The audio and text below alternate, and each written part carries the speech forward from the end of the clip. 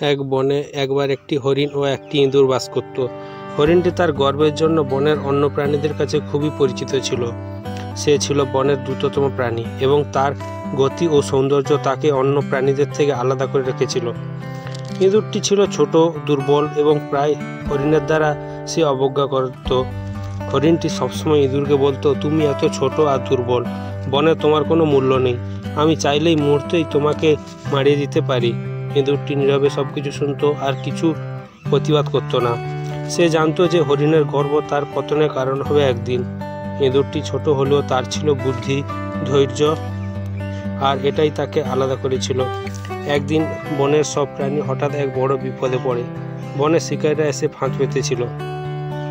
হরিণটি যখন বনের পথে দৌড়াচ্ছিল তখন সে অজান্তেই শিকারীদের ফাঁদে পা দিয়ে বসে। সে তার শক্তি দিয়ে অনেক চেষ্টা করলো, কিন্তু কিছুতেই ফাঁদ থেকে মুক্ত পেতে পারল না।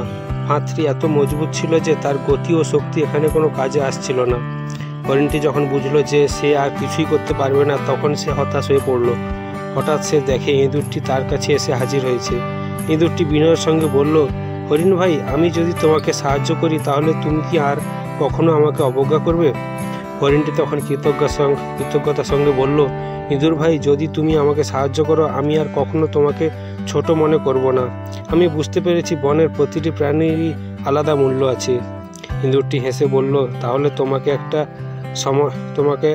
আমাকে একটু সময় দাও। ইঁদুরটি তখন তার ছোট দাঁত দিয়ে আস্তে আস্তে ফাঁদের দড়ি কাটতে শুরু করলো। অনেকক্ষণ চেষ্টা করার পরে অবশেষে দড়িটি কেটে ফেললো। হরিণটি তখন মুক্ত হয়ে গেল। হরিণটি ইঁদুরকে ধন্যবাদ জানিয়ে বলল, তুমি ছোট হতে পারো, কিন্তু তোমার বুদ্ধি ও ধৈর্য অসাধারণ। আমি আজ শিখলাম বনের সকল প্রাণীরাই আলাদা আলাদা গুণ আছে এবং কাউকে অবজ্ঞা করা উচিত নয়। এই ঘটনার পর থেকে হরিণ ও ইঁদুর একে অপরের ভালো বন্ধু হয়ে গেল। তারা বুঝেছিল শক্তি ও ক্ষমতা সবকিছু নয়, কখনো কখনো বুদ্ধি ও ধৈর্যের জীবনের সবচেয়ে বড় হাতিয়ার। এই গল্পটি আমাদের শেখায় যে কখনো কারো আকার বা অবস্থান দেখে তাকে অবজ্ঞা করা উচিত নয়। প্রত্যেকেরই নিজের মতো করে বিশেষ গুণ রয়েছে এবং সময় মতো সেই গুণগুলোই সবার জীবন বদলে দিতে পারে। ধৈর্য, বুদ্ধি অনেক সময় শিক্ষা এবং জীবনের সাফল্য নিতে পারে।